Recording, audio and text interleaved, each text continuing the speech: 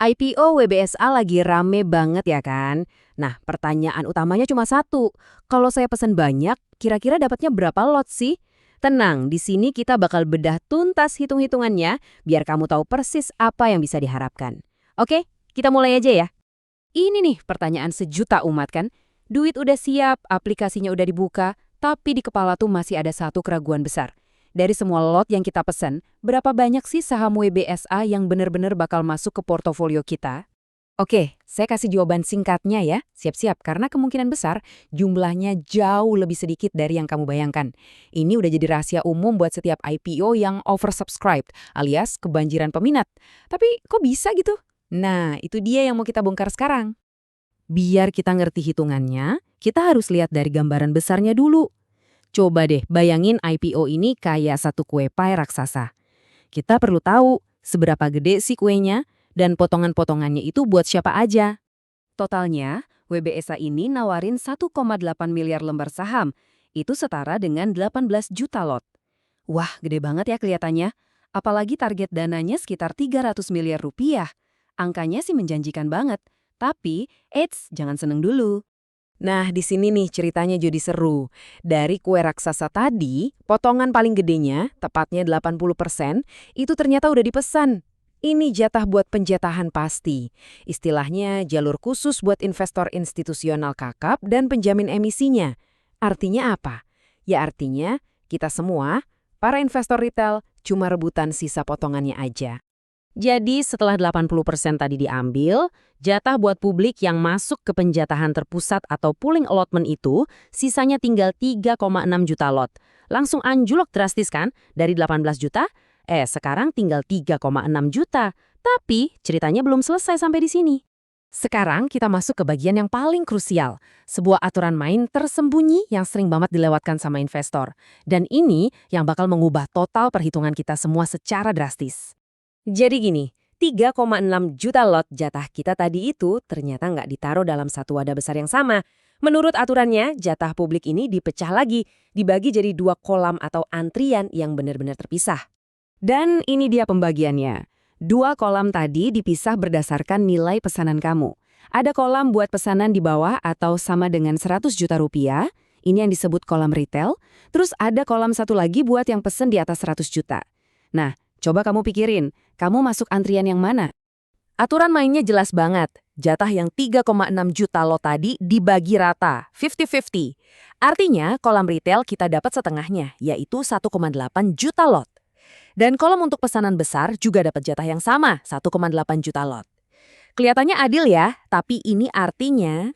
Nah, ini poin paling pentingnya. Kalau pesanan kamu di bawah 100 juta, lupain angka 18 juta. Lupain juga angka 3,6 juta. Kolam yang sebenarnya kamu perebutkan bareng ratusan ribu investor retail lainnya itu isinya cuma 1,8 juta lot. Jauh lebih kecil dari yang dikira, kan? Oke, kita udah tahu ukuran kolam kita, 1,8 juta lot. Sekarang, langkah terakhir adalah ngitung ada berapa banyak orang lain yang mau ikut berebut di kolam yang sama.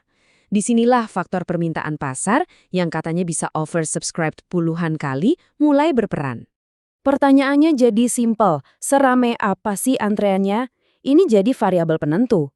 Logikanya, makin banyak investor retail yang ikutan, ya makin kecil juga potongan kue yang didapat sama masing-masing orang. Coba deh lihat tabel simulasi ini. Kalau yang ngantre ada 400 ribu investor retail, 1,8 juta lot itu kalau dibagi-bagi, masing-masing orang kira-kira masih dapat 4-5 lot, lumayan. Tapi, kalau peminatnya membludak sampai 1 juta orang, dan ini sangat mungkin terjadi, ya siap-siap aja cuma kebagian 1 atau 2 lot. Jadi kesimpulan utamanya gini, di IPO yang super diminati, sistem penjatahannya itu dirancang buat pemerataan, bukan proporsionalitas. Kamu pesen 1000 lot, itu nggak akan bikin kamu dapat 100 kali lebih banyak dari yang pesen 10 lot. Jatah akhir kamu bakal kurang lebih sama aja kayak investor retail lainnya. Oke, setelah tahu semua hitung-hitungan ini, pertanyaan paling logisnya kan, jadi gue mesti pesan berapa lot dong? Nah, sekarang kita pindah dari hitungan ke strategi yang paling cerdas dan efisien. Saran praktis yang sering banget muncul itu, udah pesan aja 10-20 lot. Mungkin kedengerannya aneh dan kok sedikit banget, tapi justru ada logika yang kuat di baliknya. Tujuannya bukan buat pesan sebanyak-banyaknya, tapi biar dana kamu lebih efisien. Kenapa strategi ini masuk akal? Ada 3 alasan utama. Pertama, seperti yang udah kita bahas, sistemnya dan pemerataan, bukan proporsional. Kedua, target utama kamu itu cuma mengamankan kursi di antrian, dan 10-20 lot itu udah lebih dari cukup. Dan ketiga, di IPO seramai ini sering banget ada batas atas penjatahan per investor, jadi pesen ribuan lot pun jatuhnya percuma, karena dana kamu cuma ngendap sementara sebelum akhirnya dibalikin lagi. Jadi, sebelum kamu klik tombol pesan, ingat 3 hal ini. 1. Ubah target kamu. Bukan lagi dapetin lot sebanyak-banyaknya, tapi yang penting dapat jatah.